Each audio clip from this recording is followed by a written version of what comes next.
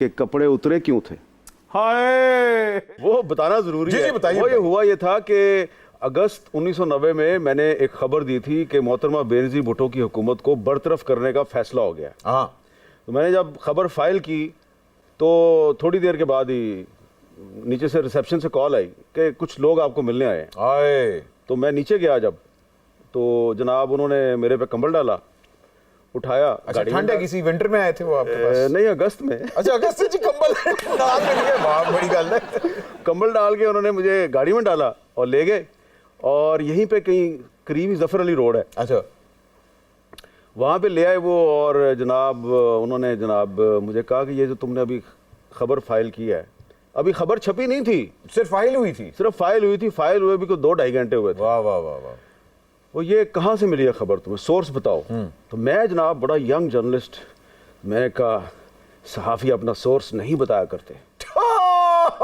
क्या बात है। एक चपेड़ इधर से आई, एक इधर से आई। उसने कहा सोर्स बताओ। मैंने कहा जी मैं सोर्स नहीं बताऊंगा।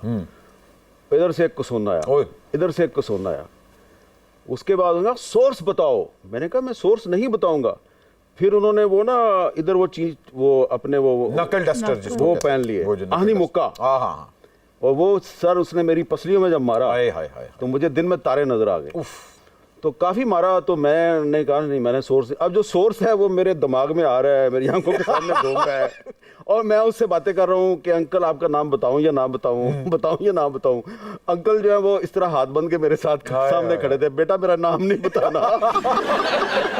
तो उसके बाद फिर सर उन्होंने मेरे कपड़े उतारे। पहले मेरी कमीज उतारी, हाँ ठीक है, फिर मेरी बनियान उतारी, फिर उन्होंने मेरी पैंट उतार दी। सोर्स बताओ। अब मैं सोच रहा हूँ कि अगर मैंने दोबारा नो की तो मेरा अंडरवेयर भी उतार देगा।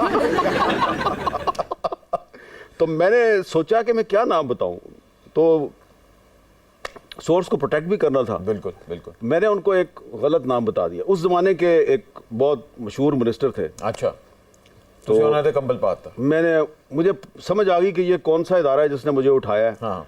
और वो मिनिस्टर साहब जिनका मैंने नाम लिया, उनका काफी करीबी ताल्लुक था उस इदारे के साथ। बिल्कुल।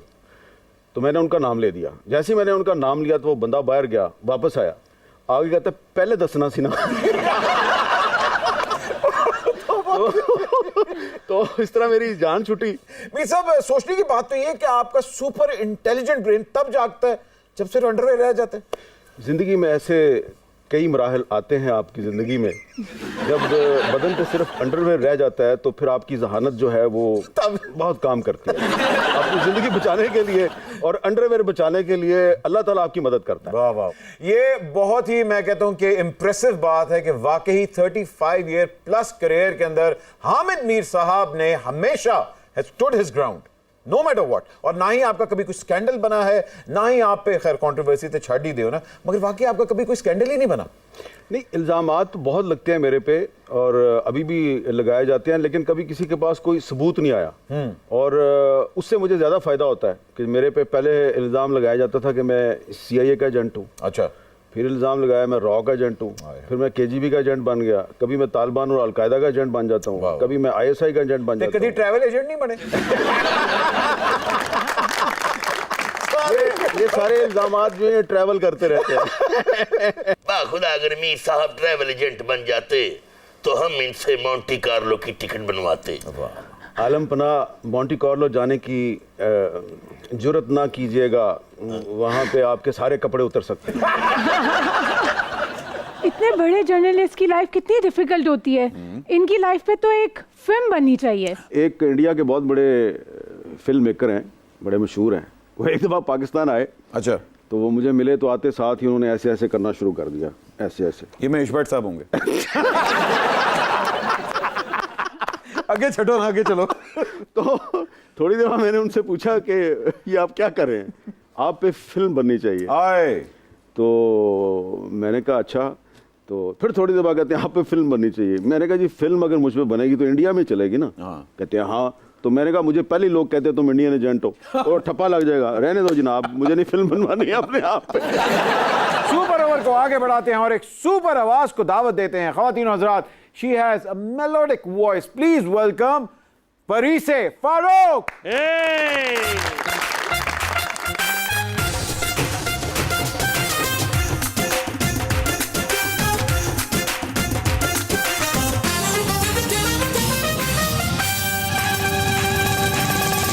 हाय Parisa, welcome to the show. Thank you so much for having me. मुझे एक बात तो बताइए, जी, सब गूगली आज खेलेंगी या दूसरा, या टिप टिप क्या करने वाली हैं आज आप सुपर ओवर में? कुछ भी खिला ले, मैं खेल लूंगी। आओ गुल्ली डंडा खेलते। आपकी सुरीली आवाज है, आपकी बहन की भी बड़ी सुरीली आवाज है, दोनों में से ज्यादा कॉन्सर्ट्स किसको मिलते हैं? Well, I'm a different artist than Damia. ठीक है ना, आप I don't compare myself to her because I'm a song producer basically. अच्छा, you are. मैं अपने गाने खुद बनाती हूँ।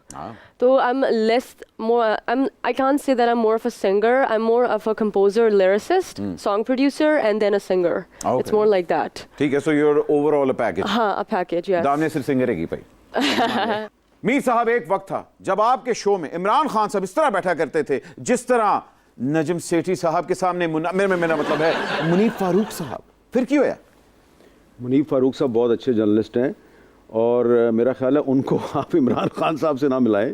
इमरान खान साहब एक बहुत बड़े सियासतदान हैं, मुनीफ फारूक साहब एक बहुत अच्छे जर्नलिस्ट हैं। और ये सिर्फ इमरान खान साहब नहीं हैं, जब यूसुफ रज़ा गिलानी साहब प्राइम मिनिस्टर नहीं थे तो वो भी इसी तरह मेरे शो में आके बैठते थे। जब राजा परवेज़ अशरफ साहब प्राइम मिनिस्टर नहीं थे तो वो भी इसी तरह आके बैठते थे। उससे पहले भी बहुत से प्राइम मिनिस्टर, मीर ज़फ़रुल्लाह जमाली, चौधरी शुजात हुसैन, सारे आगे बैठते रहे हैं। तो इमरान खान साहब जो हैं वो कोई अनोखी चीज़ नहीं है। और मुनीफ फारूक को आप बीच में क्यों लेके आए? और तो मैंने पता है, मैं डंडी मार ली थी, मैं मार ली थी। डंडी नहीं थी, डंडा मारे। नहीं साहब, आपकी मोहब्बत में हम रात रात भर जागे हैं। तखय्युल की गहरी झील की तह से मोती निकालकर आपके लिए कुछ लिखा है। अगर इजाजत हो तो पेश करूं? प्लीज।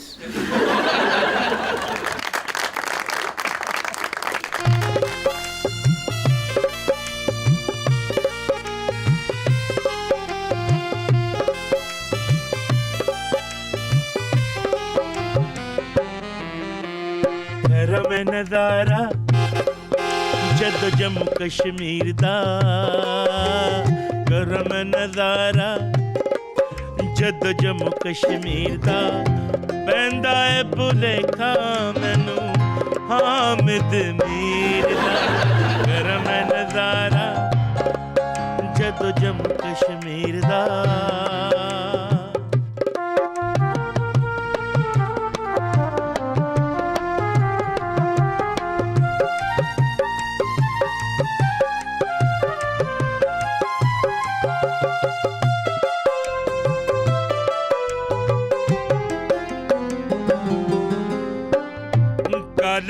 ਚ ਪਿਛਲੇ ਹਾਲਾਤ ਵੀ ਇਹ ਦੱਸਦਾ, ਟੀਵੀ ਉੱਤੇ ਤਜਜ਼ੀਆ ਕਰੇ ਅੱਗੋਂ ਤੱਕਦਾ, ਇਹਦੇ ਸਵਾਲ ਤੋਂ ਹਰ ਕੋਈ ਡਰਦਾ।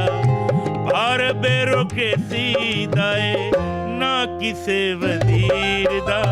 ਕਰਮ ਨਜ਼ਾਰਾ ਜਦੋਂ ਜੰਮੂ ਕਸ਼ਮੀਰ ਦਾ। करम नजारा जदों जम्मू कश्मीर दा, पैंदा है भुलेखा